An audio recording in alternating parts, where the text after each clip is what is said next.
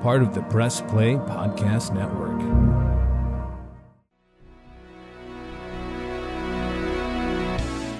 Iguodala to Curry, back to Iguodala, up for the layup. Oh, blocked by James. It's over. It's over.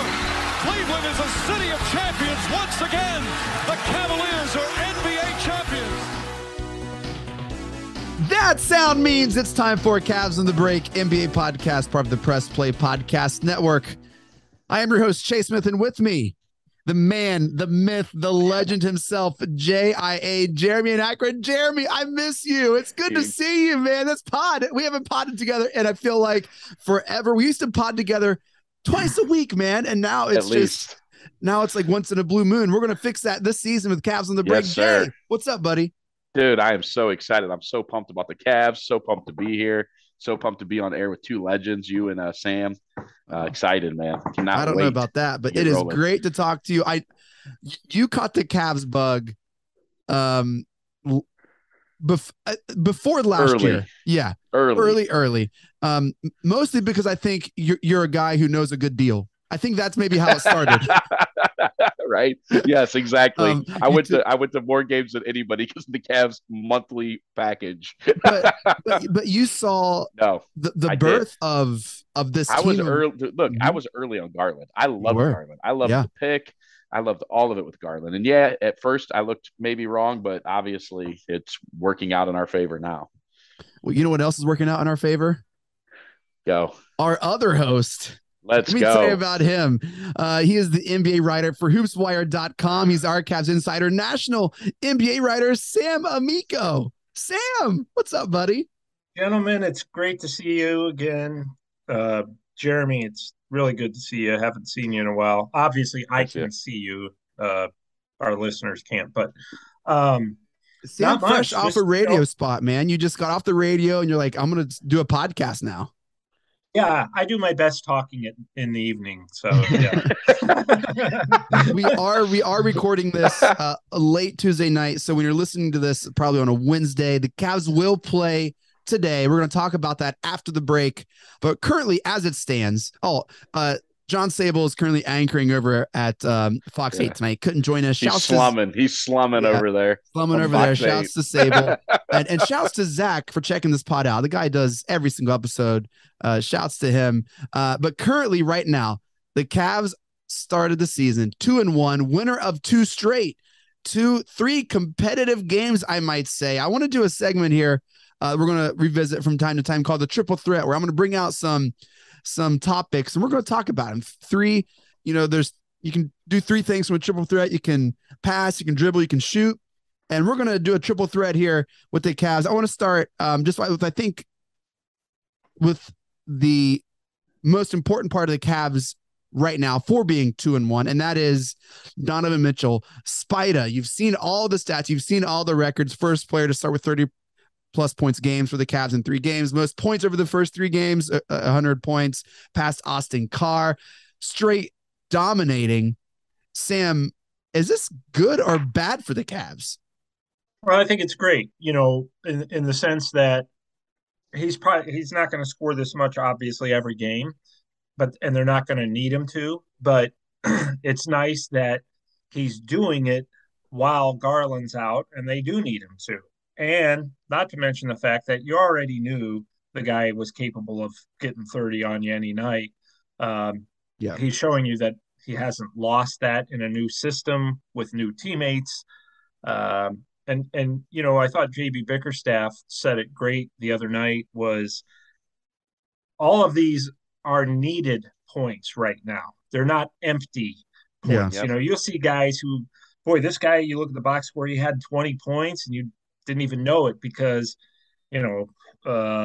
just didn't really impact the course of the game. Whereas Donovan Mitchell really is doing it within the team concept. And this is a team that's going to get it done by playing team basketball, So the fact that he's doing it while fitting in it's just been really impressive and more impressive than I thought it would be right off the bat. Jeremy, before I hear you agree with Sam, people are saying Chase is dumb. Why is he saying this is a good or bad thing? Obviously, it's a good thing. Why do you think I am having a little throwing caution to the wind here with having Donovan Mitchell's usage be so high, being so dependent on him to score. Why could that be a bad thing for this team so early in the season? Help me out here. Well, defend me even if you don't want to.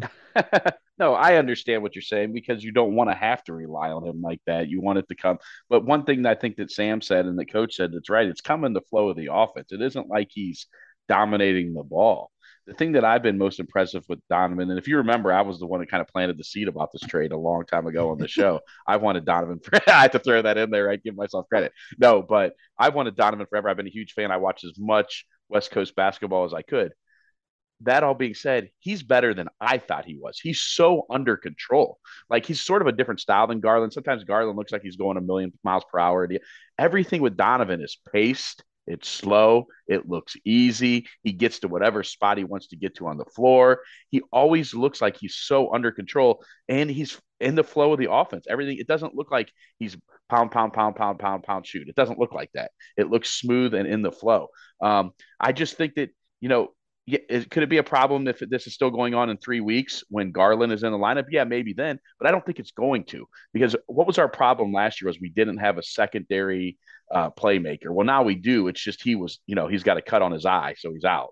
So yeah. I think that you'll see them play off of each other well, and you'll see them give each other breaks where each one will dominate the ball. So I don't think it's a problem at all, Chase. Now, if we're talking about this in a month and Garland's struggling and they're not fitting in, then maybe. But at this current moment, like Sam said, like Coach said, all his points are needed, and he's doing it within the framework of the offense. And it's a beautiful thing to watch right now.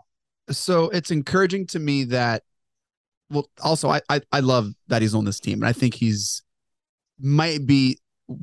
I think him and Kyrie might be some of the like most purest, like just like shot creators, get buckets. Yeah. The Cavs have seen in a long, long time, but I think he's trading for him. And we talked about this a little bit pre-show, and I want to bring it up now. Is having Donovan Mitchell on the team going to limit Mobley's growth and his ceiling? Oh, no, okay. So we did talk about, behind the scenes here. We did talk about my worry is that Mobley looks exactly like he looked last year. I used the baby draft. I actually stole that from my friend Mark. I know he listens. Shout out, Mark. He looks like a baby draft at times running around out there, just kind of like uncoordinated. When he tries to take someone off the dribble, it just looks messy. And I was hoping that would be what he expanded his game to this year, is that he could take people off the dribble. It doesn't look good. Now, I actually heard Windhurst today defend Mobley, saying he thinks he's still struggling a little bit with that ankle injury. He's just not saying anything about it. So he said he wants to give it a couple weeks before he makes any determinations on Mobley's development. And that's probably fair. And it's probably fair, like you said, that Donovan has it doesn't look like anything's getting really run for Mobley. The times he has looked bad, it's he kind of caught the ball at a spot and tried to go to the rim, and it just looked messy. So maybe there is something to that with Garland being out, the structure of the offense not being where it's supposed to be, and maybe the ankle injury. So I'm not ready to sound the alarms yet, but I guess I'm a little concerned that he looks like the same player he was last year. Sam? Yeah, I think that the thing with Mobley, I do think not having Garland there hurts, but I think more than anything is you're integrating a 3-time All-Star into a lineup with a guy who's just coming off his rookie year. So there are adjustments all around. When you play with a guy like Mitchell, it's going to take some time. Even though it's a positive thing, and it's going to be positive in the long run, it's going to take some time, I think, for not just, especially for a guy who's coming off his rookie year like Mobley, and especially when he doesn't have the same point guard out there that he had last year in Garland, because Garland's been hurt. So I think those two things have impacted him. I do think, like Jeremy said, sometimes he gets the ball and last year he never, I joked the other night, last year he never looked like a rookie. He always looked like a veteran from game one. Well, against the Wizards, he looked like a rookie. He was forcing things, wasn't really finishing on moves, couldn't handle the ball very well. He's been a little bit sloppy. Yes, there's a concern. Is this going to be a long-term thing? Has he leveled off? Is it just going to be a sophomore slump? which you don't want either. You want to see progression. Like you said, you got to give it, if we're still having this conversation at midseason, then you start to get concerned. But right now, I just think bringing in Donovan Mitchell isn't just an adjustment for Mobley; it's an adjustment for everybody. That's but fair. Mobley's probably going to be impacted the most. Hasn't seemed to be an adjustment for Jared Allen. Well, Jared Allen's game is a lot different because he gets a lot of his points and stuff off putbacks and running the floor and finishing. Look, we're 3 games in, so I'm not trying to sound the alarm on Evan Mobley right now or say that Donovan Mitchell is going to limit Mobley's growth or ceiling. But going into the season, hearing all the hype around Mobley, hearing how he's one of the best prospects in the league and how he's going to anchor this Cavs team forever, I think collectively we all would have liked to seen a little more productivity from him with Garland out. We would have liked to seen him maybe share a little bit more of the point load or just have a little more control than what we've seen these last 2 games. I think part of that, Chase, is on Evan to figure out what he does well, right? Remember Kevin Garnett at first no one could figure out exactly what he did. Then he developed that 19-foot jumper that became unstoppable because he's so long. I think Evan just needs to figure out what he does well. Donovan needs to figure that out too, so he can get him the ball in spots where he can do what he does well. And I think, last year you saw a lot of oops. You saw the timing between Garland and Mobley become impeccable at times, and I think that's a filling out process with those two. And it's on Evan to figure out what exactly he does well and develop that. So, yeah, like Sam said, like I said earlier, I don't think there's anything to worry about just yet, but it is a little slightly disappointing on an otherwise awesome beginning to the season. Yep. And when you have a player like Donovan Mitchell, like Spider, you're afforded the slow development of some players because he can just take control of a game for better or worse, whether it's turnovers or you create turnovers and just get buckets. And he, at the end of the day, it's about getting buckets, and Spida can score. It's pretty cool to watch, Sam. It's yeah, no, I mean, it's been, I knew that, and I think a lot of Cavs fans who had only seen him play a couple times a year with the Jazz knew he was good. I can remember a couple years ago when LeBron was still in Cleveland that he just lit up the Cavs in Utah, and I was like, boy, they can't stop that guy. Well, now we see there's a reason for that because he's pretty much unstoppable. Like Jeremy said, he gets to wherever he wants on the court, and he's got a great touch. So, and look, he's still adjusting too. I mean, he's in an entirely new situation. So I think that they've played well. They had a really good shot to win in Toronto without Garland. And Toronto's, we saw what kind of physical, scrappy, dirty, weirdly built team they are. They're all 6'8". I think they said they had 8 guys who stand exactly 6'8" out of 12, 10 guys who play. So that was an adjustment. I just think they've really impressed me more than I thought they would. And then they went in Chicago and blew out the Bulls. I just think that they've impressed me more than I thought they were going to this early. Yes, there are a little bit of hiccups. There's a very, very slight concern with Mobley not totally dominating. But I think that they're better than I thought they would be. I just thought it would be a bigger adjustment. Jeremy, close us out here on Spider. So the thing that I think's been so impressive is, you hear he's a little undersized, but I think the fact that he's so strong, that makes up for the fact that he's 6'2" and not 6'5". I heard Wendy say today that he's the closest thing to Dwayne Wade in his prime in the NBA today because he's kind of similar to that style where Dwayne Wade could get to wherever he wanted to. And Donovan's kind of the same way. I think Mitchell, he could maybe a little better than Wade in certain areas like shooting and stuff. But I just think the fact that he's so put together and so strong is why even with, they'll throw a 6'7" guy on him down the stretch, it doesn't really matter because he just uses his strength to get by him. So very interesting, going to be very fun. I cannot wait till I think Friday they're saying is Garland will probably be back Friday, probably not going to play tomorrow even though they practice today.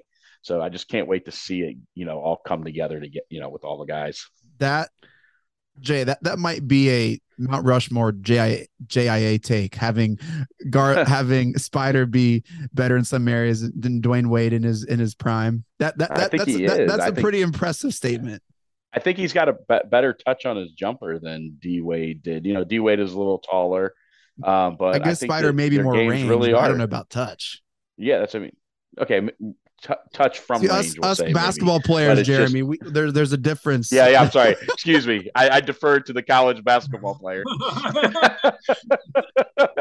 He knows all about touch with range. Touch and range is very different. No, I love that comp though. I love that Mitchell and Wade comp. I hadn't thought about that until you just said that. All right, so the second part here of our triple threat, I want to touch on Darius Garland's injury because I think starting the season against the Raptors, that's a tough first game. That's a scrappy team. You put Scotty Barnes versus Evan Mobley, and we talked about this in our season preview pod. How some people are talking a lot about them, but they're kind of overlooked in the East a little bit. And they played really physical. I'm going to say they played dirty. It's just a major blower to have Darius Garland go out halfway through the first game of the season and to miss games and to miss games. Garland isn't, he's missed games before. He was injury prone. That was one of the notes on him coming out of college. Is this going to be something we see throughout the season, Sam? Well, I would hope that he doesn't get poked in the eye very often. But and that has nothing to do with durability. It's just dumb luck right there. I mean, you're going to catch a pass and somebody pokes you in the eye because they're swiping at the ball and lacerates your eyelid. I mean, I don't know. Injuries are a hard thing to predict.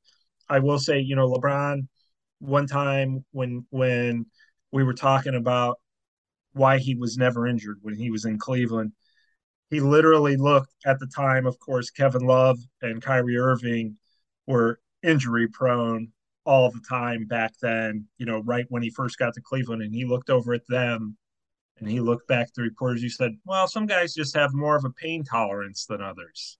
I remember that actually. Yeah. So,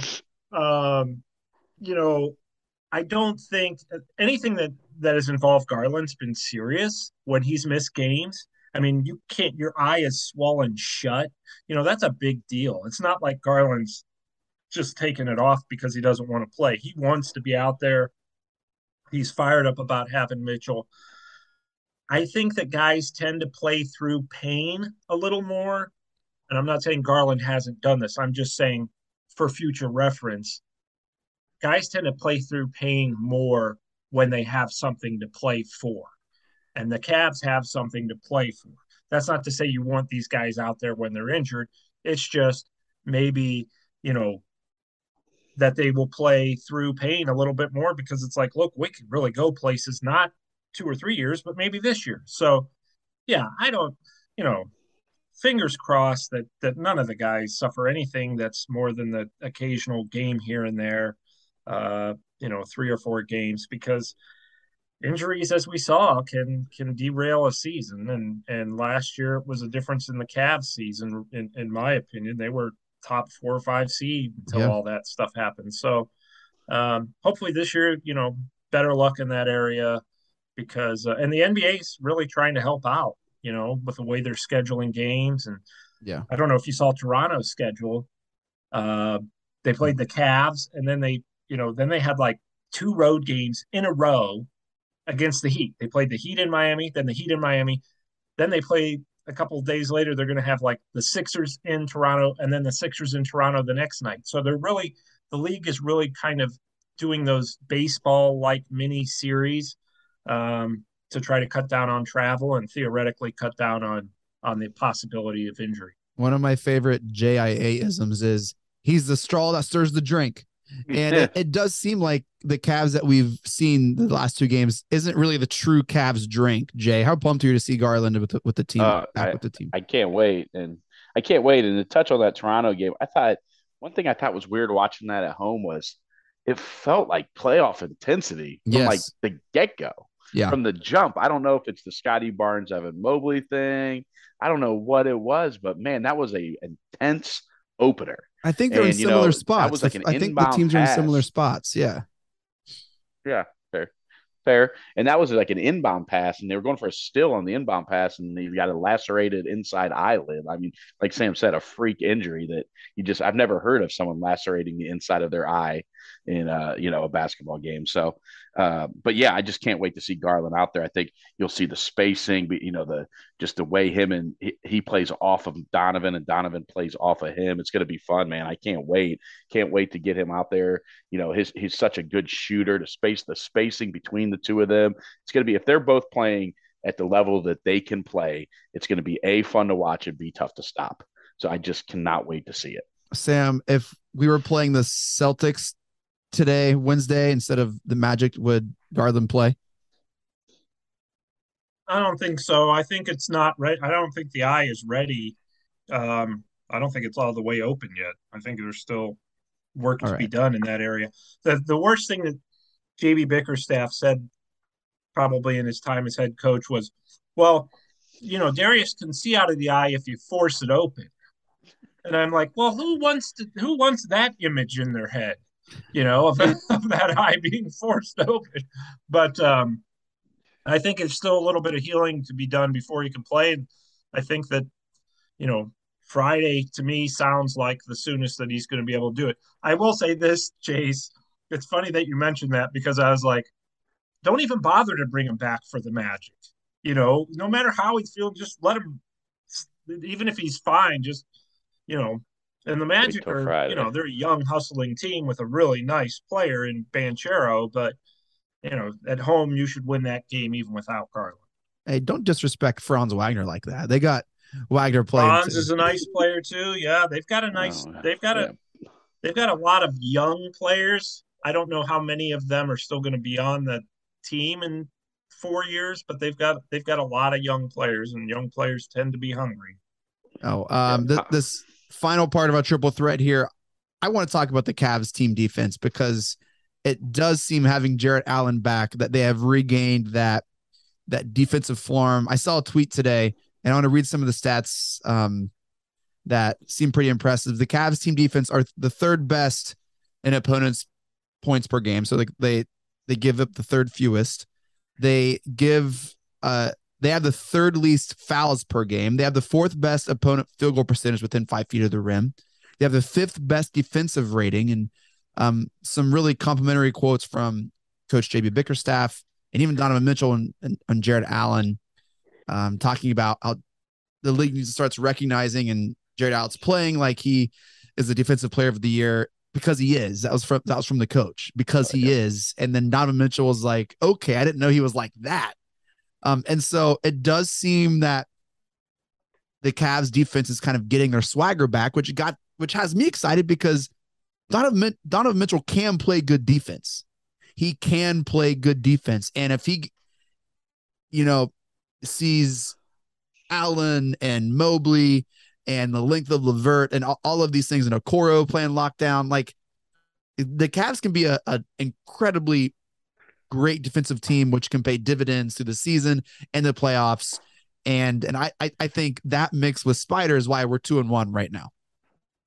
Yeah, I think so. And I'm glad you brought that up, Chase, because I think their Thank you. defense Finally, some. It's the rare time when I'm happy that Chase said something. No, yeah, it only took 4 years. But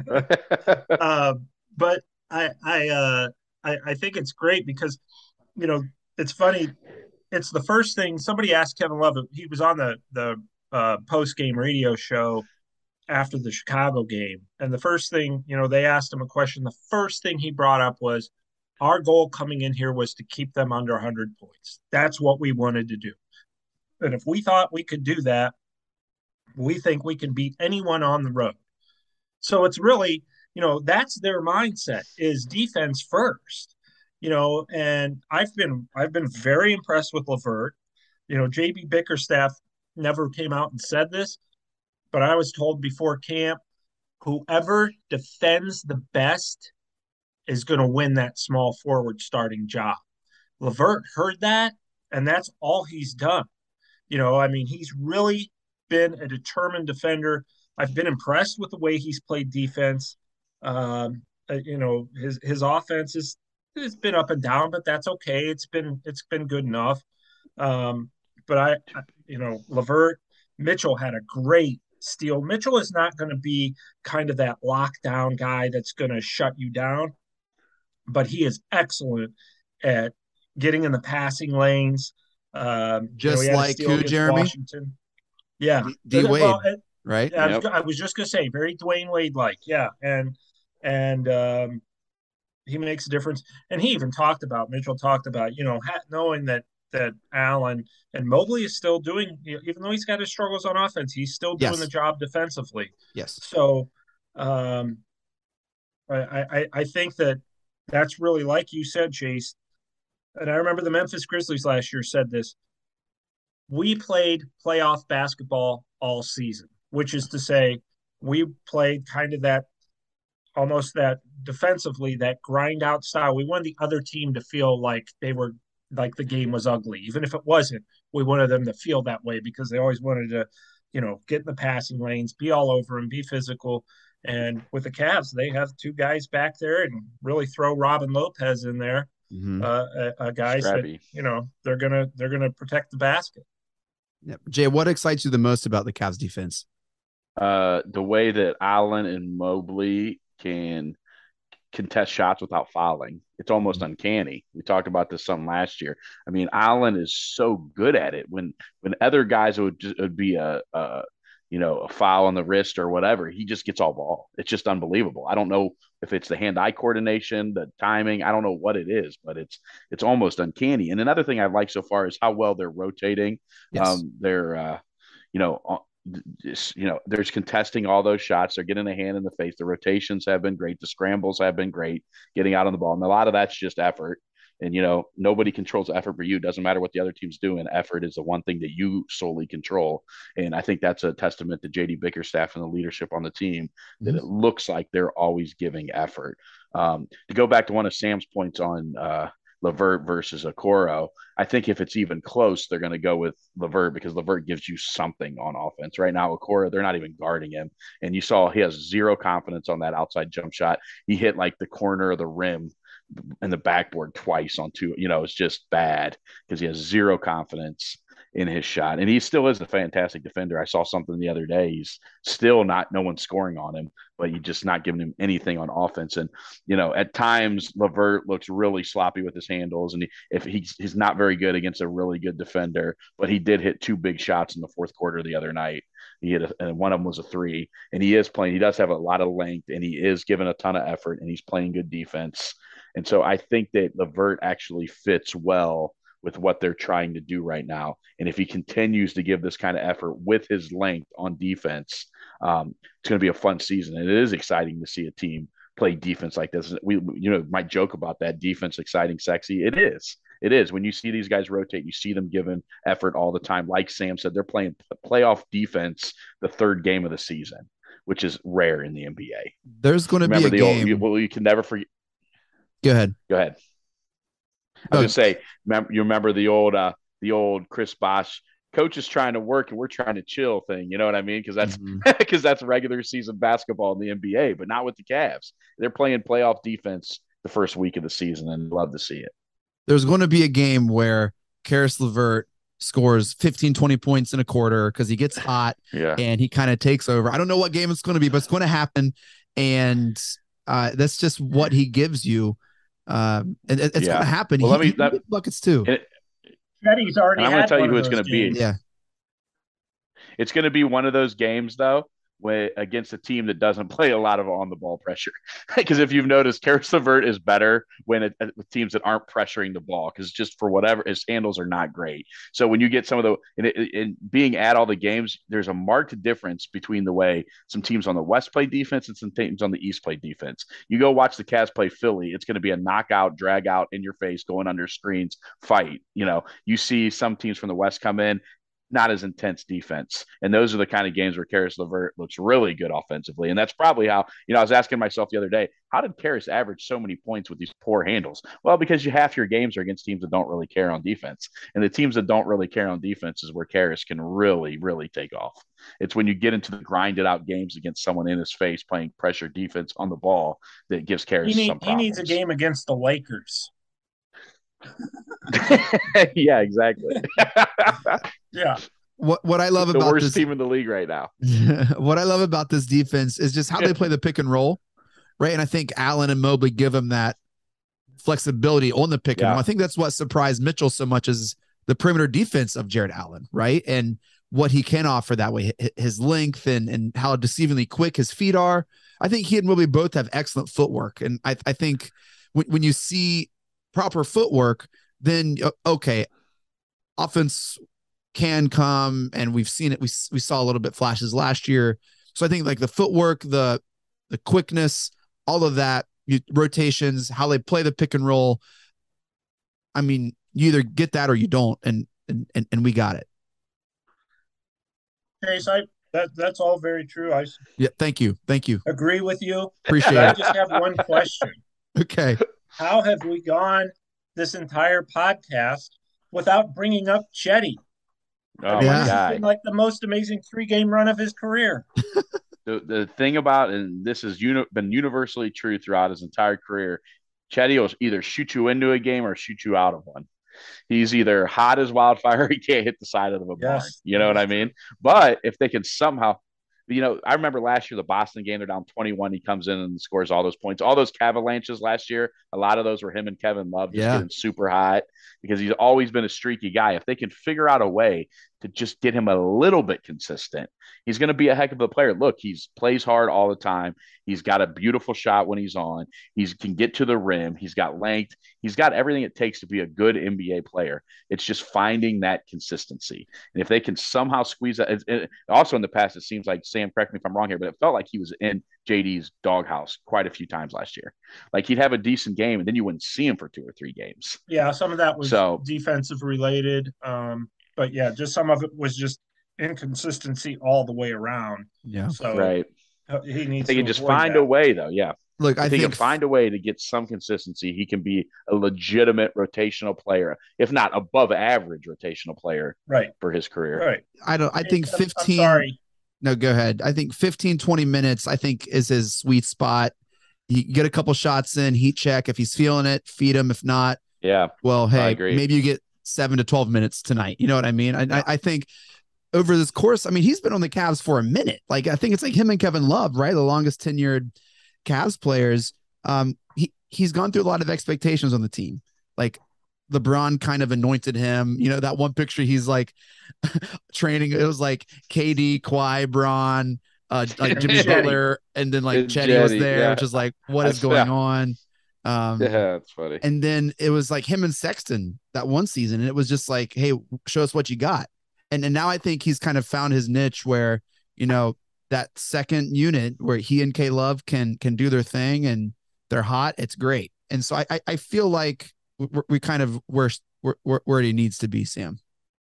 Yeah, I agree. And I think that, again, it's just a matter of consistency. Now, that said, I'm sorry that I ruined your triple threat thing by bringing up a fourth item. But I think that he's been impressive. 3 games, first 3 games, you can't complain about him. That's for sure. It's all right. They never call walks or travels in the NBA anyway, so I think we're good here. That's true. Isn't that good? All right, we're going to take a quick break. You're going to hear from Alliant Health Center and DraftKings. Stay with us. We're going to come back, talk about our Week 2 slate. Games coming up, and it's going to be great. Stick around. Cavs on the Break, NBA podcast. We'll be right back. Ohio, listen, I have some great news for you. DraftKings Sportsbook is coming to the Buckeye State, and Press Play Podcast has sponsored with them to help you get the most bang for your buck. And it won't be long until you can bet on all your favorite sports from the comfort of your own home. To celebrate, all new customers will receive $200 in free bets when you sign up today using our promo code P3Cavs. That's capital P, the number 3, capital C, capital A, capital V, capital S, P3Cavs. Plus, 5 lucky customers will win a $100,000 free bet. You heard that right. $100,000 free bet. DraftKings Sportsbook is giving you, right now, if you sign up for free, $200 in free bets just for signing up with our promo code, no deposit required. And you'll be entered to win a $100,000 free bet when you sign up. I just did it. It is super simple. It's easy. Download the DraftKings Sportsbook app today, wherever you get your apps on your phone. It is the best. You'll receive that $200 in your account the moment sports betting becomes legal in Ohio, looking like January 1st. You don't want to miss out on this incredible offer. Gambling problem? Call 1-800-589-9966, 21 years, ages, and older. You have to be physically present in Ohio. Eligibility restrictions apply. See terms at DraftKings.com/sportsbook. Subject to regulatory license requirements. One entry per customer. $200 will be issued as 8 $25 free bets. No purchase necessary for sweepstakes. Void where prohibited. Ends the first day DraftKings is allowed to operate in Ohio. See terms at dkng.co/OH. Hey, this is Chase Smith, and I'm here to tell you about our wonderful longtime friends over at Aligned Health Center. Did you know Aligned Health Center is the first and only chiropractic biophysics clinic in Northern Ohio? There is no other chiropractic clinic in the area that does what Aligned Health Center does. Let me tell you all about them. And I should know, I just went to them last month and they were incredible. From the welcome staff to the technicians and the doctors, it was an incredible experience, and I know you're going to enjoy your time there. Chiropractic biophysics is a technique that actually reshapes the spine and restores it to its original correct position. At most chiropractors you go in, you just get an adjustment and you're left with that short-term relief, but it's not actually fixing the underlying structural issues. But at Aligned Health Center, they actually aim to correct the structural issues and provide long-term relief to their patients. I'm talking about back pain, neck pain, migraines, ADHD, digestive issues, sleep disturbance, whiplash, scoliosis, and knee pain. Yes, that's right. They can even help correct lifelong knee pain. And it gets better. They're opening a huge, brand new state-of-the-art facility in Westlake. It's going to look so nice. I saw the floor plans. It looks incredible. You're going to love it. And in addition to chiropractic biophysics, they also offer regenerative medicine, which is a way to help rebuild cartilage in various joints and help reduce pain in places like knees, shoulders, wrists, and even your lower back. You can check them out online at alignedhealthcenters.com. That's Aligned Health Centers with an S, alignedhealthcenters.com, or call at 440-385-7357. Again, that's 440-385-7357 to schedule your exam. We will put the website and the phone number in the show notes of this episode. Looking for new insights on the Cleveland sports scene with a unique side of Cleveland sports history? Then you found the perfect podcast. I'm John Sable. And I'm Scott Sable, and we're hosts of the Sable Brothers on the Baseline podcast, a podcast about Cleveland sports, but not your typical podcast about the land's sports teams. Join us as we embark on a journey of sharing a unique and historical side of Cleveland sports history with the help of some former Cleveland sports stars and other historical figures. All right here on the Sable Brothers on the Baseline podcast, part of the Press Play Podcast Network. What's up, everyone? I'm Holly Wetzel. And I'm Tyrus Powell. And we are your hosts of The Orange is Oranger, a Cleveland Browns podcast on the Press Play Podcast Network. We give you all the dog pound coverage that you'll need to get you through the regular season, hopeful postseason, and I'd say off-season, Tyrus, but is there really ever an off-season for this team? Thankfully for our podcast, Holly, there really never is when it comes to the Cleveland Browns. Don't miss our breakdown of each week's matchup, game recaps, and any and all news out of Berea to feed your Browns appetite. As we know, Holly, dogs gotta eat. Yes, they do. So hit that subscribe button and never miss an episode of the Orange is Oranger, Cleveland Browns podcast on the Press Play Podcast Network. The R&R podcast going to be rocking and rolling with you because football season is underway. College, Ohio State, the Power Fives, the MAC, the Browns. Michael Regai, are you ready to rock and roll with some football? Kenny, I've been ready. This is our time of year. This is what R&R is all about. We're going to be with you every week. Kenny just said it, Browns, NFL, Ohio State centric. So you got to stay with us all fall and winter long here on R&R. That's right. The Regai and Rhoda podcast coming to you here on the Press Play Podcast Network. Subscribe now and don't miss a show.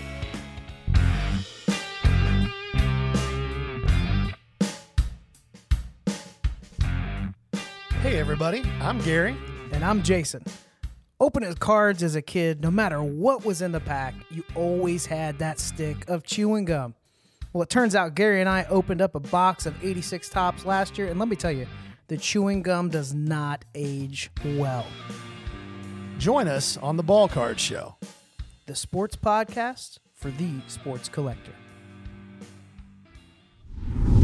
All right, we're back. Cavs on the Break, NBA podcast. We're having fun tonight. JIA in the house, Sam Amico, talking Cavs, 2-1. Staring at week 2 slate, down the barrel, week 2 slate. And here's what we got going on. Today, October 26th, we're going to be hosting the Orlando Magic at the Rock, second home game. The Rock was buzzing. The Rock was rocking the home opener against the Wizards. I know, Sam, you were there. Jay, did you make it out? No, I didn't make it to that one, but I'll be there tomorrow. Today, I guess. And I'm great pumped. Great crowd, overtime game. Everyone seemed to be in attendance. Tito was there. It was a great home opener. I wish I could have made it. Someone thought they saw me there. I was not there, unfortunately. It was probably Eminem. or Jim Rome, one of them. The jokes just keep coming. Then we play the very next day on Thursday. We travel to Boston to play the Celtics, who, despite the drama with the coaching staff, playing good ball. The TD Garden. And then Saturday, we got a day off on Friday. Saturday, host the Knicks at the Rock at home. Sam, if you're the Cavs, what are you looking to get out of these 3 games here at the end of this week? Well, ideally you would like Garland back before at least the third one. But, just more of the same, really. They to me, they could be very, very well could be 3-0. Could have won that game in Toronto, had a shot to win it. So I think really just more of the same, and more or less, if you're the Cavs, you're probably thinking a little bit what we're thinking, and let's see if we can get Evan Mobley going a little bit, get him feeling more comfortable. I think Mobley needs to have one of those games where we're all kind of saying, oh yeah, he's the future. So, that's really what you're looking for, is really just more of the same, because as Love said the other day, if they defend like they know they're capable of defending, they will have a shot against anybody, including the Celtics on the road, as well as the Celtics have been playing. Jay, what are you looking forward to checking the game out tonight, Wednesday? I think just seeing if they can build on what they did at home the other day, make this a home court advantage where you're a 35-36 win team at home, right? Make it tough to come in here. The crowd, everyone talks about the crowd. Donovan talked about the crowd. Keep that going. Make it to where people don't want to come play here, and we have a real home court advantage. The best teams win 35, 36, 37 home games every year. Kind of build on that. And like Sam said, get Evan going a little bit. Try to, don't force it, I would say, but get him going and get Garland healthy by the end of the week. I think we're trending that way. I heard he was on the court a little bit today. He was pretty pumped in his stunner shades on the sideline last game. So get him. I know he can't. I'm sure he cannot wait to get out there and play. So I think that get Garland back and build on that home court advantage you're starting to build here. Jay, what do you think the diff is going to be against the Magic? What's the diff? Think it's going to be, Apollo's impressive. I'm looking forward to seeing him tomorrow. Actually, looks great so far. But I think the Cavs, I think this is a double-digit win. I think 15-17, somewhere in that range. Probably build a big lead, and then they come back a little, and then we close them out in the fourth quarter with a couple threes from Donovan or Dean Wade or somebody. So I'm going to say Cavs 15-17, somewhere in there. Sam, what's the diff against the Magic here on Wednesday night?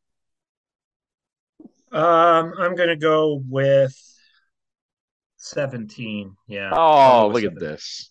It's great minds. Well, I was just thinking that, maybe the Cavs will start a little slow or something, and the Magic will be all fired up because the Cavs are, one of the teams that everybody's talking about in the East. And then I think they'll pull away.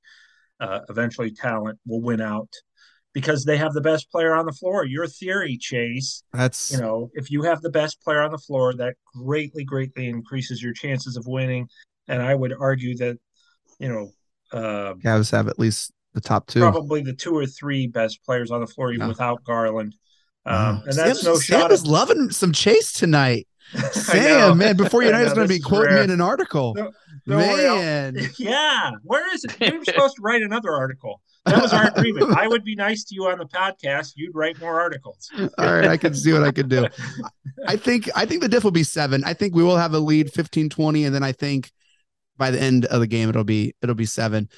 Sam, what would a road victory in Boston mean for this young team and say to the league? I think the league's already taken them seriously, but yeah, I mean, that would say to them is, all this stuff we're doing and that we believe in, guess what? It really, really works, and it's working early. I think they think that anyway, but I just think that would confirm what they kind of already know. So to me, there are a lot of reasons you can win a game against a team that's, viewed as superior. Maybe they're down. Maybe their star player is not feeling great or got into a fight with his girlfriend or wife before the game or something. There's so many elements to every game. But if you're a team like the Cavs, this is who you're measuring yourself against, right? Because Boston came out of the Eastern Conference last year. Yeah. You can go into their place and not even win, but just say you're playing them to a fight to the finish. That says a lot about you. And I think the Cavs, look, to me, they're a lot of fun, but they're also right there in terms of contender status already with this group. Jay, I'll say this: if we beat Boston in Boston, the hype train is just going to be out of this world. In my opinion, I don't know. I don't want to be on the podcast next week if you're hosting and they win in Boston. I am hosting next week, so be ready. Be ready, Jay. I mean, Cavs win in Boston. I know it's early, but my goodness, that'd be sweet. Yeah, well, look, Boston just got stomped by Chicago after we beat Chicago, so who knows? It is early. That's the one thing, though. The hype train will pick up, but it is early in the NBA. Teams have off nights. You have one bad shooting night. Anybody can beat anybody. But I think it will mean a lot to the Cavs because, like Sam said, they'll probably start believing, hey, look, maybe what we are, maybe we are him, as we belong. Say these days. Yeah, so, that we belong. That and I think the Cavs match up well against the Celtics. I think our length gives anyone problems. You're not agreeing with the matchup that we have against. No, I think at the other. Both of you made the same face at the same time. You gave me the your wincy eyes, like trying to convince yourself. I think Boston probably thinks they match up well against the Cavs because they're strong on the wings. That's maybe we're not quite as strong with Jaylen Brown and Jason Tatum, but who knows? It remains to be seen. We're a different team now, so we'll have to see. Yeah, I think that, obviously we're probably superior in the backcourt. In fact, definitely. Yeah. But those wings are problems for everybody. It wouldn't just be the Cavs. Yeah. Brown and Tatum are, potentially the two best, I guess probably the best 1-2 combo at wing in the whole league. So I would agree. That's just tough, but they're built differently than the Cavs. But I think that to your point again, Chase, the fact that the Cavs have two guys in Mobley and Allen back there to protect the rim is not something that many teams have. And that, is something that Tatum and Brown and a lot of people that it created havoc last year, if you remember, for Giannis Antetokounmpo. Yeah. That's who I think we match up the best against. But I think you put a Okoro on Tatum, and you have help from the bigs, and I think it's hard to shoot over them, hard to drive by. I just think it's hard. Right, and again, it all starts with defense for the Cavs. So if they defend well enough, they'll give themselves a shot. Well, we'll see. Last thing here, the game against the Knicks on Saturday, The Rock. Will Donovan Mitchell score 40 points? I just have a feeling he's going to look at this game and just going to have a ton of fun. I think if we have a 2-game win streak going into the Knicks and the Cavs are playing loose and having fun, I can see the Cavs steamrolling the Knicks and Mitchell just torturing them just because it would be fun. And I would not be shocked if he drops 40 that game. Well, he certainly would like to. it being his hometown team and the team that was supposed to trade for him. Everybody thought had worked out a trade for him. But I think that he's capable of, obviously we know this, he's capable of doing that against anybody. And certainly, again, as Jeremy said, as a team, the Cavs want to take care of home court advantage, especially against those teams that aren't expected to make the playoffs or are on the brink. Like, obviously, the Magic aren't. The Knicks are kind of hopeful maybe of a play-in. Those are the teams that you really want to take care of business against at home. So that way, if you lose a game at home to somebody like the Warriors or the Bucks or, the 76ers, it's not that big of a deal. Yeah. I think you'll probably get a motivated Jalen Brunson that game as well, because he's hearing some of this stuff as well. And I'm a huge Jalen Brunson fan. And, going into I heard a lot of people kind of laughing at that contract. I was like, hey, I think Jalen Brunson's a heck of a player, and he's been nothing short of spectacular so far this year. So I think that'll actually be an interesting matchup as well. So yeah, a lot of fun stuff to look forward to. Now, I expect the Cavs to win that game, but it could be an interesting, fun night. Well, this has been always an interesting fun night when you're talking to Chase. I was just going to say this has been an interesting fun night. I was just going to say that because that does it for this episode of Cavs on the Break NBA podcast. Thank you all so much for downloading and listening. Shouts to the Press Play podcast network for making this possible. Make sure to follow us on Twitter at Cavs on the Break. We always follow back. Shouts to DrafKings Sportsbook. Download the app, sign up with promo code P3Cavs to receive $200 when gambling becomes legal in Ohio in January. Federal restrictions apply. Shouts to our other sponsor, Aligned Health Center, our good friends at Aligned Health Center. Love those people. If you have neck pain, back pain, shoulder pain, knee pain, go check them out at AlignedHealthCenters.com. Jeremy, did you know I went to check them out over the summer? I lost you, dude. I didn't hear you. That's okay. I'll do this. Jeremy, did you know I went to check them out over the summer? No, I didn't know that. I'm sorry. No, they were fantastic. They took care of me. I got to talk to your boy. I got to meet the whole crew.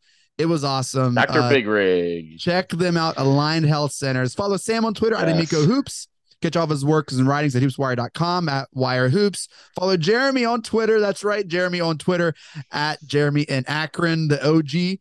He's back. How have you enjoyed being back on Twitter, Jay? Actually, I love it because it's just been great. It's been great. I had no issues. Been fun, man. I love being back, actually. Good. Sam, I have a question. I hopefully have an answer. You do, and I feel like we're on the same wavelength. Sam, who wins the Junkyard Dog Award for this episode?